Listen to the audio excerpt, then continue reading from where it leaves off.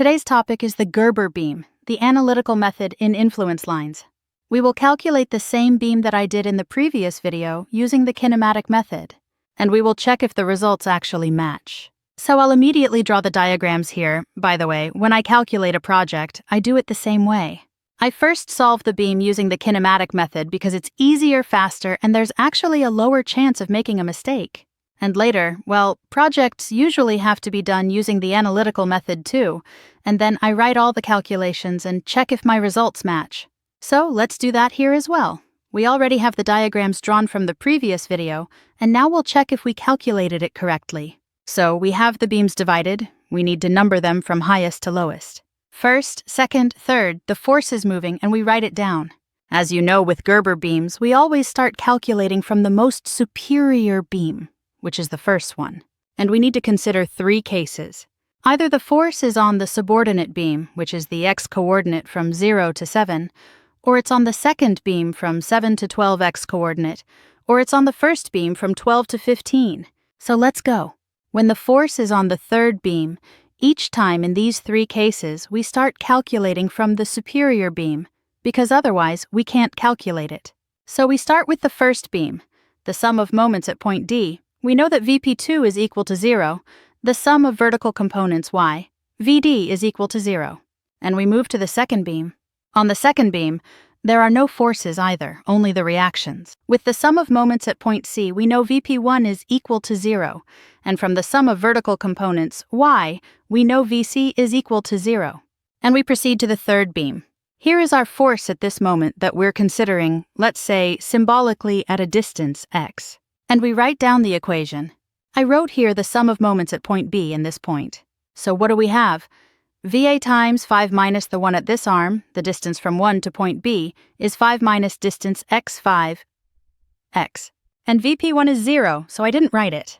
And you might wonder, because I assumed here that the force is before point B, what would happen if it was after point B? So I wrote minus because it's rotating counterclockwise, hence negative. I assume clockwise moments are positive. But see, if it turns out, because it must work for any position of this force. So let's assume the force moved to the right side, then for xi substitute 6, which means the bracket becomes negative, making the entire result positive, so the force rotates clockwise. Also it works. It will always work this way universally. So from this, I calculate VA, 5 and x to the other side, divide by 5, and I have at the point the influence line of reaction VA. I check the characteristic points, which means the beginning of the beam here, the support, and the end, meaning meter 0, 5th, and 7th. For the 0 meter, we have 5/5, which is 1. For the 5th, we have 0. And for the 7th, we have minus 0.4 comma that matches. So we've calculated the sum of projections on the y-axis, which means we have VA plus VB, 1 equals 0. Likewise, I don't consider VP1 because it is 0. From this, we calculate the reaction VB, which is equal to 1, which means 5/5, VA, which we calculated here. Thus, it equals x5. We insert 0, 5, and 7, and we have the results, which again match. Now, the second case, the force is on the second beam, which means from 7 to 12, x belongs from 7 to 12, and we start counting from the first beam again. The same situation as before, here we don't have force. I might erase this one here. So now let's assume the force is on the second beam, and the distance x is counted from the beginning, right? Okay, then on the first beam, it is the same situation, 0, 0, on the second beam now, the sum of moments at point C, which means here, we have VP1 times 2, this one with an arm like this, from the 1 to point C, which is the whole distance 9. X. This is the small arm, 9x, negative counterclockwise. And from this, we calculate the reaction at the hinge VP1, which is equal to 9x/2.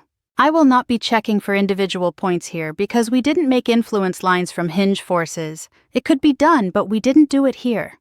The sum of projections on the y-axis equals 0. VP1 plus VC minus 1 equals 0. The one I convert into 2 halves minus 9, x2, and it equals x7 halves. Now we check the meter, which is 7, 9, 5, 6, right? 7, 9, and 12.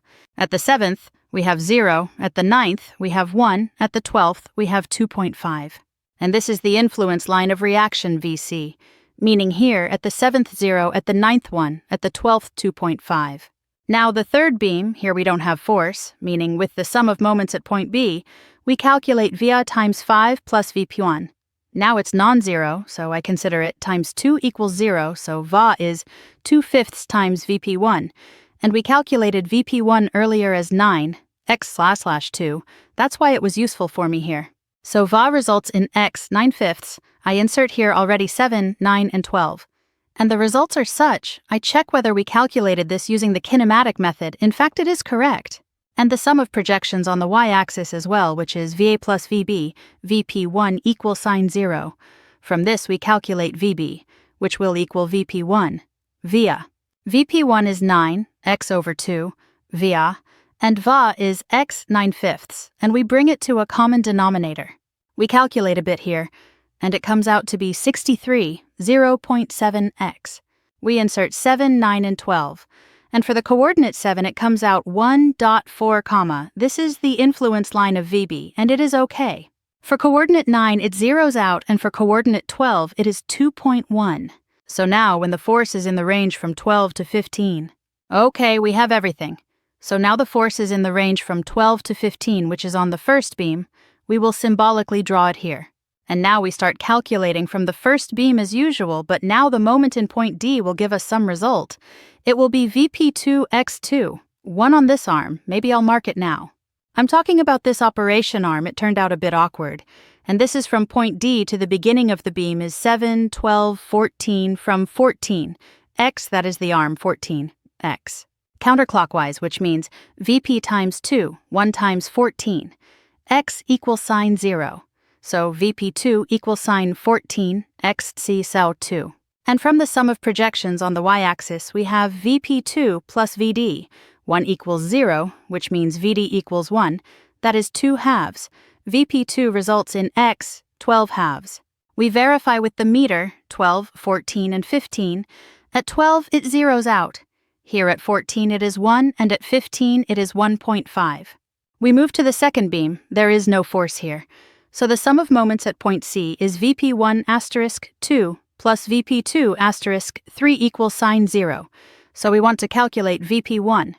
Thus, VP1 equals sine 3 halves VP2. VP2 14, x2. Calculated earlier, result 3x, 42 quarters. No checking of results here because we didn't draw the influence line. The sum of projections on the y-axis equals sine 0, so VP1 plus VC, VP2 equals sine 0. From this, we calculate VC, which equals VP2, VP1, which is 14, x/2, 3x, 42 quarters, common denominator, result 70, 5x4, and we verify with the meter 12, 14, and 15. This is the influence line for VC. Meter 12, 2.5, 14, 0, 15, minus 1.25. And we move to the third beam. The sum of moments at point B equals sine 0. V asterisk 5 plus VP1 asterisk 2 equals sine 0. Thus VA equals sine 2/5 VP1. We multiply 42, 3x and 10 at the 12th meter, 0.6 is at 14th 0, at 15th minus 0.3.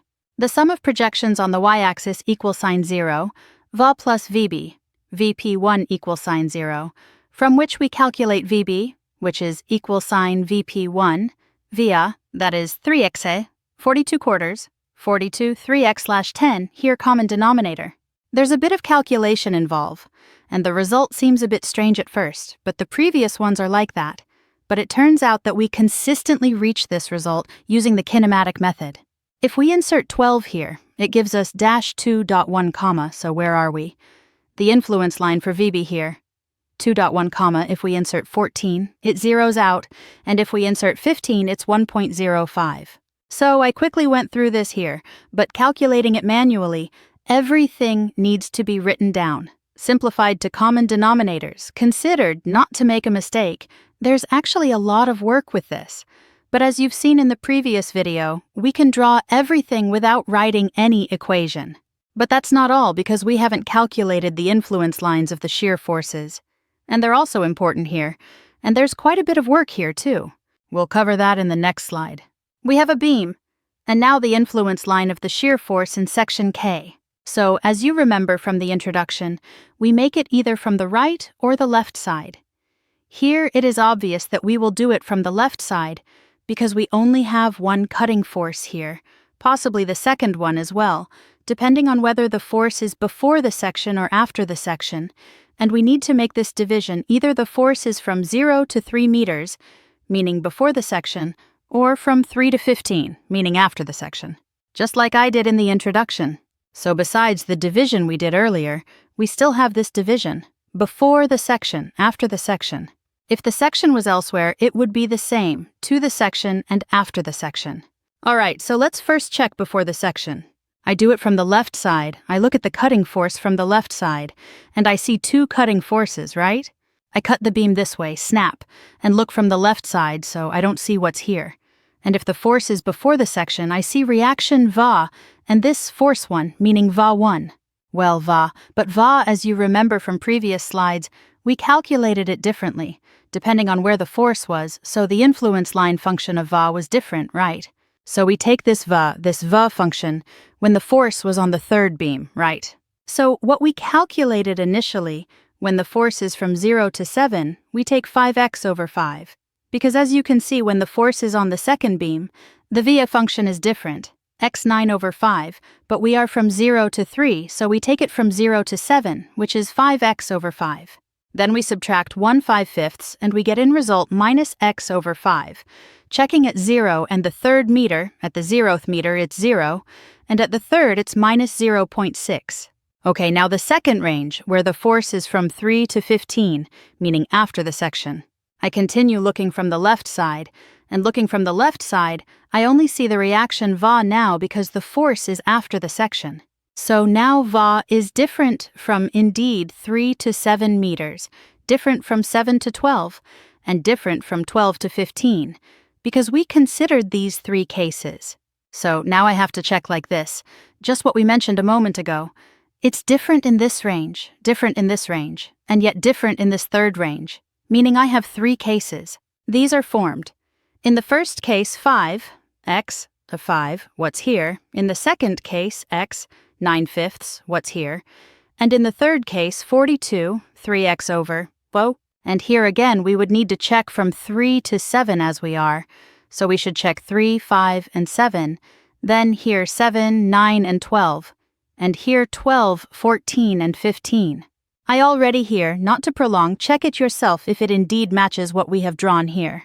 I'll immediately do the bending moment influence line, and not comprehensively because it's a waste of time, and the rest is just substituting values. So now we have, once again, the first range, the force is before the section. I make a moment at point K from the left side because it's easier. If I wanted to do it from the right side, then yes, I would have VB positive because it's counterclockwise on arm 2 plus VC on arm 6 plus VD on arm 6, 9, 11, and the same results would come out. But I look from the left side because it's easier for me, so I have via asterisk 3, 1K on this arm, and this arm is 3SX. I substitute the values. I get 2, x and 5, of course. I take this VA from the range from 0 to 7. And let's check here. For 0 meter, I have 0. For meter 3, I have 1.2. It's okay. And here we have the second range from 3 to 15. The force is beyond the section. I look from the left side, and I only get VA times 3, which means I really take these VA values that I wrote down earlier and multiply them by 3. So again, I divide it into 3 cases, and as I said, we multiply this through 3. It comes out we need to multiply, the result comes out. We substitute values 3, 5, 7, 7, 9, 12, 12, 14, 15.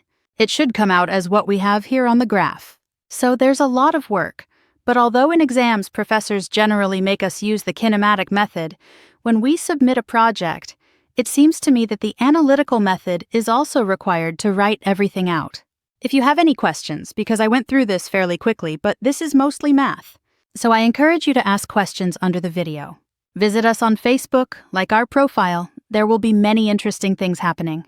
Be sure to visit our website, where you'll find many examples also from the influence line. But not only. And don't forget to subscribe to us. Best regards, bowing down, bye.